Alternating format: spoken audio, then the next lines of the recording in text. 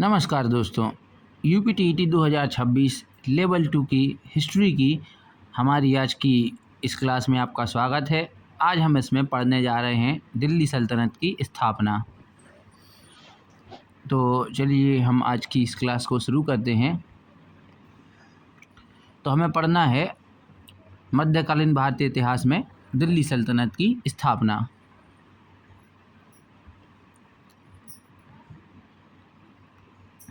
ऐतिहासिक पृष्ठभूमि समझ लेते हैं। तो गजनबी और गौरी के आक्रमणों ने भारतीय प्राचीन राजनीतिक ढांचे को झकझोर कर रख दिया, जिसके परिणाम स्वरूप उत्तर भारत में एक केंद्रीय इस्लामी सत्ता की स्थापना का मार्ग प्रशस्त हुआ।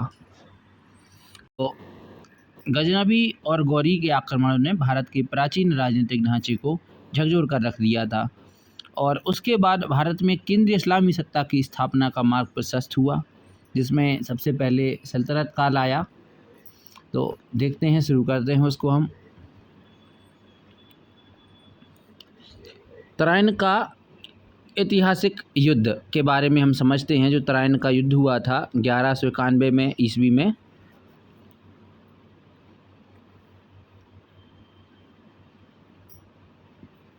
पृथ्वीराज चौहान के नेतृत्व में राजपूत सेना ने मोहम्मद गौरी को बुरी तरह पराजित किया। तो जो तराइन का प्रथम युद्ध हुआ था पृथ्वीराज चौहान और मोहम्मद गौरी के बीच में, जिसमें पृथ्वीराज चौहान विजय हुए थे, मोहम्मद गौरी हार गया था। गौरी घायल होकर वापस भाग गया, लेकिन उसने हार स्वीकार नहीं की और अगली लड़ाई की तैयारी शुरू कर दी। तो ये प्रथम तराइन का युद्ध है जो 1191 ईस्वी में हुआ था। गौरी हार गया था, लेकिन उसने हार स्वीकार नहीं करी और उसने जो है सोच लिया कि हम पृथ्वीराज चौहान से बदला लेने के लिए वापस से भारत में आएंगे।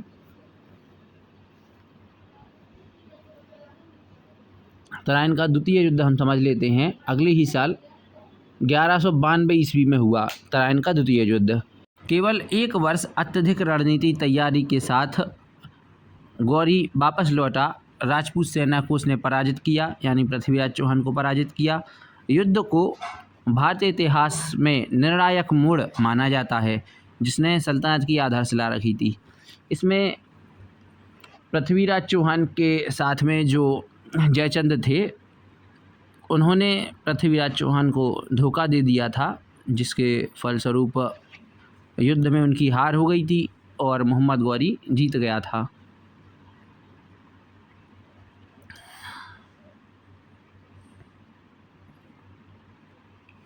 इसके बाद अब हम समझते हैं कि भारत में जो दिल्ली सल्तनत की स्थापना हुई, जिसे कुतुबुद्दीन ऐबक ने किया था, उसको समझ लेते हैं। जो कि कुतुबुद्दीन ऐबक को संस्थापक माना जाता है सल्तनत काल का, लेकिन वास्तविक संस्थापक दिल्ली सल्तनत का इल्तुतमिश को कहा जाता है। हम इसके बारे में समझते हैं कुतुबुद्दीन ऐबक के बारे में। तो सल्तनत की नींव जो है रखी थी कुतुबुद्दीन ऐबक ने 1206 से 1210 ईस्वी तक कुतुबुद्दीन ऐबक का काल है। मोहम्मद गौरी की मृत्यु के बाद, किसकी मृत्यु के बाद? मोहम्मद गौरी की मृत्यु के बाद उसके वफादार तुर्क गुलाम कुतुबुद्दीन ऐबक ने लाहौर को राजधानी बनाकर स्वतंत्र शासन किया।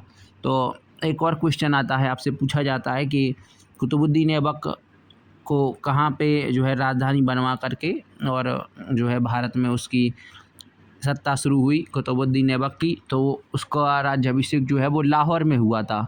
कुतुबुद्दीन ऐबक का राज्याभिषेक कहाँ हुआ था? लाहौर में हुआ था और वहीं से उसने शासन शुरू किया। ऐबक की अत्यधिक उदारता के कारण इसको लाख बख्श कहा जाता था। कहा जाता है कि लाखों रुपए दान में दे देता था कुतुबुद्दीन ऐबक, इसलिए इसको लाख बख्श की उपाधि भी दी गई। उसने दिल्ली में प्रसिद्ध कुतुब मीनार का जो है उसने निर्माण शुरू कराया। कुब्बतुल इस्लाम मस्जिद की नींव रखी।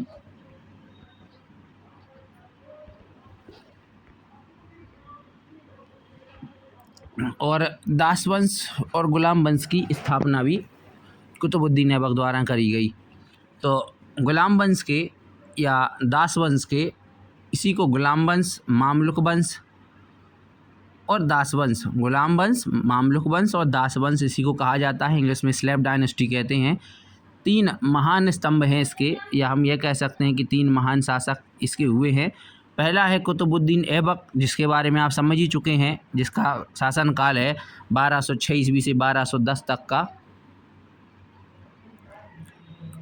तुर्की साम्राज्य की नींव इसने रखी। यह बहुत उदार था और उदारता से शासन करता था। वास्तुकला को इसने बढ़ावा दिया था। आगे समझते हैं हम शमसुद्दीन इल्तुतमिश के बारे में। इसको शमसुद्दीन इल्तुतमिश को ही वास्तविक संस्थापक माना जाता है, क्योंकि दिल्ली की गद्दी पर इसका ही राज्याभिषेक हुआ था। ठीक है, तो यहाँ पे हमें कुछ बातें याद रखनी है। आपसे पूछ लिया जाए अगर कि गुलाम वंश में किसका राज्याभिषेक जो है लाहौर में हुआ था, तो कुतुबुद्दीन ऐबक का। और दिल्ली में किसका राज्याभिषेक हुआ था, तो हम कह सकते हैं कि शमसुद्दीन इल्तुतमिश का। और इसी को फिर जब दिल्ली में इसका राज्याभिषेक हुआ, इसीलिए इसको वास्तविक संस्थापक माना जाता है। तुर्कान चहलगानी की इसने स्थापना करी। यानी हम ये क्वेश्चन आ जाता है कि चालीसा की स्थापना, गुलाम वंश में चालीसा की स्थापना किसने करी थी, या तुर्क चहलगानी की स्थापना किसने करी थी, तो शमसुद्दीन इल्तुतमिश ने। तो इसने 10 चालीसा चहलगानी एकता प्रणाली भी इसने शुरू करी थी। जो यहाँ से इल्तुतमिश से 3-4 क्वेश्चन निकल के आते हैं।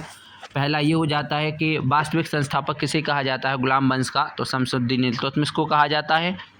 और इसका शासनकाल कितना है, तो 1211 से 1236 तक शमसुद्दीन इल्तुतमिश का शासनकाल है।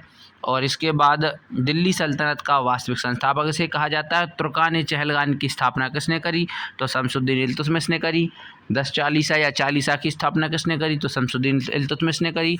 फिर एक और इम्पोर्टेंट क्वेश्चन कि एकता प्रणाली की शुरुआत किसने करी, तो एकता प्रणाली की शुरुआत भी शमसुद्दीन इल्तुतमिश ने करी। इसके बाद हमारा नेक्स्ट क्वेश्चन बन जाता है किसके बारे में, गयासुद्दीन बलबन के बारे में, कि जो है ये चहलगानी का अंत किसने किया। जो शमसुद्दीन इल्तुतमिश ने तुर्कान चहलगानी या चालीसा की स्थापना करी थी, तो उसका अंत किसने किया था, तो उसका अंत किया था बलबन ने। और बलबन स्वयं भी इस 10 चालीसा या चहलगानी का या चालीसा दल का जो है एक मेंबर था। गयासुद्दीन बलबन सुदृढ़ीकरण का इसे जो है माना जाता है कि इसने ही दिल्ली सल्तनत का या गुलाम वंश में सुदृढ़ीकरण किया। और इसका शासनकाल 1266 से 1287 माना जाता है। और लौह एवं रक्त की नीति भी इसी ने अपनाई थी। ठीक है, कहा जाता है गुलाम वंश में किसने रक्त एवं लौह की नीति अपनाई थी, तो लौह एवं रक्त की नीति बलबन ने अपनाई थी। इसके तहत यह अपने नियमों के प्रति, अपने बनाए हुए जो रूल्स थे उनके प्रति बहुत ही ज़्यादा कट्टर था। और जो भी उसके नियमों को नहीं मानता था उसको वो अपनी लौह एवं रक्त नीति के तहत, लौह का मतलब है यहाँ पे मजबूती, सुदृढ़ीकरण और शक्ति, और रक्त की नीति मतलब सज़ा से है। यानी जो भी उसके नियमों को नहीं मानेगा तो उनके लिए वो बहुत सख्त था, उसके लिए वो सज़ा देता था और सज़ा में सीधे मौत के घाट उतार दिया करता था। तो चहलगानी का इसीलिए उसने अंत किया था, क्योंकि चहलगानी के लोग जो है उसके नियमों को नहीं मान रहे थे, जो वो समझ गया था और उसने उसका अंत कर दिया था। राजत्व का देवी सिद्धांत की स्थापना भी गयासुद्दीन बलबन ने करी थी अपने विद्रोहियों का दमन करने के लिए। तो अपने विद्रोही का इसने एक बड़ी क्रूरता से दमन किया, इसीलिए लौह एवं रक्त की नीति यानी जिसके लिए वो जाना जाता है।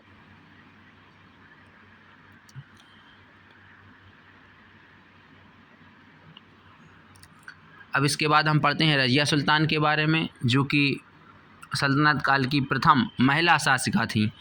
इतिहास की साहसी नायिका इसको कहा जाता है। 1236 से 1240 तक का इसका काल है। इल्तुतमिश ने अपने बेटे को अयोग्य पाकर अपनी प्रतिभावान पुत्री रज़िया को अपना उत्तराधिकारी चुना। यानी रज़िया सुल्तान जो हैं वो इल्तुतमिश की पुत्री थी और वह मध्यकालीन भारत की पहली और एकमात्र मुस्लिम महिला शासिका थी। तो ये पॉइंट याद रखना रज़िया के कि इल्तुतमिश की बेटी थी और इल्तुतमिश ने अपने बेटों को अयोग्य मानकर अपनी प्रतिभावान पुत्री रज़िया को ही उत्तराधिकारी चुना था और मध्यकालीन भारत की वह पहली और एकमात्र मुस्लिम महिला शासिका थी। रज़िया ने पर्दा प्रथा का त्याग कर पुरुषों के समान चोगा यानी काबा पहनना शुरू किया और कुल्हा टोपी पहनकर दरबार में आना शुरू कर दिया था। हालांकि रूढ़िवादी तुर्कों अमीरों के षड्यंत्र के कारण उनका शासनकाल मात्र 4 वर्षों में ही समाप्त हो गया था, क्योंकि जो उसके दरबार में उसी के जो सामंत हुआ करते थे, जो एडवाइज़र्स थे और सामंत थे, वो ये स्वीकार नहीं करते थे कि कोई महिला उन पर शासन करे। इसलिए उन्होंने षड्यंत्र रचा और रजिया को मौत के घाट उतरवा दिया।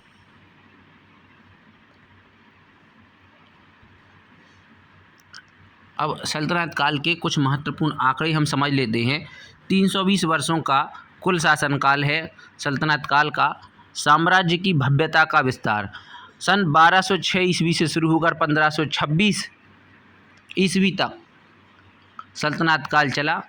1526 ईस्वी में पानीपत का प्रथम युद्ध होता है और दिल्ली सल्तनत ने भारतीय इतिहास पर एक अमिट छाप छोड़ी। इस दीर्घकर्ता कालखंड में 5 राजवंशों ने दिल्ली की गद्दी पर शासन किया, जिसमें से 33 अलग अलग सुल्तानों ने सत्ता की बागडोर संभाली। इस काल ने कला, प्रशासन, संस्कृति का अद्भुत समन्वय देखा।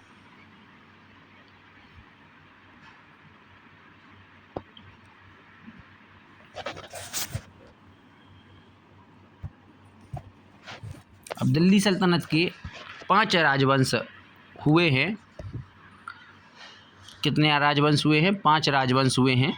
तो एक एक करके हम समझते हैं। पहला गुलाम, जिसे मामलुक वंश कहा जाता है, जो 1206 ईस्वी से कितने तक 1206 ईस्वी से 1290 ईस्वी तक रहा। इसके जो महत्वपूर्ण शासक हुए हैं वे है ऐबक, इल्तुतमिश और बलबन।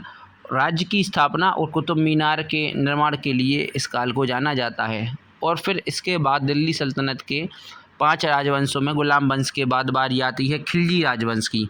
और ये खिलजी राजवंश 1290 ईस्वी से 1320 ईस्वी तक चला और इसका महत्वपूर्ण शासक रहा है अलाउद्दीन खिलजी। दक्षिण भारत विजय के लिए बाजार नियंत्रण के लिए जाना जाता है। बाजार में कई सारे इसने जो है सुधार किए थे बाजार नियंत्रण प्रणाली में। और भारत का नेपोलियन भी इसी कहा जाता है भारत का। और आप जानते ही हैं कि नेपोलियन तो समुद्रगुप्त को भी कहा जाता है और दास वंश में इसको भी नेपोलियन ही कहा गया है। फिर इसके बाद देखें हम लोग तुगलक राजवंश। तो 1320 से 1414 ईस्वी में मोहम्मद बिन तुगलक जो है तुगलक वंश का महत्वपूर्ण शासक हुआ, मोहम्मद बिन तुगलक, जिसे कुछ लोग जो है एक पागल सुल्तान भी कहते हैं, क्योंकि उसने राजधानी परिवर्तन किया था, कृषि सुधार किया, साम्राज्य को चरम विस्तार पर पहुंचाया। और ये बहुत ही, ये कह लें अपन कि ये अपने जो थोड़ा ज्ञानी भी था और ज्ञान के साथ साथ, लेकिन ये कहने समय इसका ख़राब रहा, जिसकी वजह से जो है इसे इतिहास जो है एक पागल सुल्तान के रूप में समझता है। हालांकि पढ़ा लिखा था, कई सारी भाषाओं का भी इसे ज्ञान था, लेकिन समय ख़राब था, जिसके तहत इसका जो है इतिहास में इसे एक बेकार, निठल्ले, पागल राजा के समान इसको नाम दिया गया। देखें अब सैयद वंश 1414 से 1451 तक रहा है। खिज्र खान एक इसका शासक हुआ है, महान शासक। खिज्र खान के ही नाम से इसको जो है जाना जाता है, खिज्र खान। और इसको सैयद राजवंश बोला जाता है। 1414 से 1451 तक इसका शासनकाल रहा। इसका प्रमुख शासक जो हुआ है खिज्र खान है। तैमूर के आक्रमण के बाद का संक्रमण काल है, तैमूर के बाद आया था खिज्र खान का काल। फिर लोधी राजवंश है, 1451 से 1526 तक चला। महत्वपूर्ण शासक रहे हैं बहलोल लोधी, सिकंदर लोधी, इब्राहिम लोधी। और इब्राहिम लोधी का अंत किया था किसने? बाबर ने, पानीपत के युद्ध में। और उसके बाद मुग़ल काल लग गया था। तो प्रथम अफ़गान साम्राज्य था ये लोधी वंश। आगरा शहर की स्थापना सिकंदर लोधी ने करी थी। आगे चलते हैं अब हम लोग राजवंशों की तुलनात्मक शासनकाल देखें। सबसे लंबा समय जो है तुगलक वंश का है। 94 वर्षों का। इसके बाद गुलाम वंश का है 1206 से 1290 में, 84 वर्ष तक ये चला है। कितने तक? 84 वर्ष तक। लोधी राजवंश 1451 से 1526 जो कि 75 वर्षों तक चला है। सैयद वंश 1414 से 1451 तक 37 वर्षों तक रहा है। सबसे कम काल रहा है खिलजी का 30 वर्ष तक का। सल्तनत काल व संश्लेषण से स्पष्ट है कि तुगलक वंश ने सबसे लंबे समय तक का शासन किया है, जबकि अलाउद्दीन खिलजी का खिलजी वंश में सबसे छोटा होने के बावजूद अपने प्रशासनिक व सैन्य सुधारों के लिए भी इसको जाना जाता है। तो यहाँ पे हमने जो है आज सल्तनत काल की स्थापना के बारे में हमने समझ लिया है। तो आशा करते हैं कि आपको समझ में आ गया होगा जो भी इम्पोर्टेंट्स पॉइंट्स हैं जो आपके परीक्षा के लिए आपके लिए अच्छे साबित होंगे। तो आज की इस वीडियो के लिए लास्ट तक देखने के लिए आप सभी का धन्यवाद। आपका दिन शुभ हो। जय हिंद, जय भारत।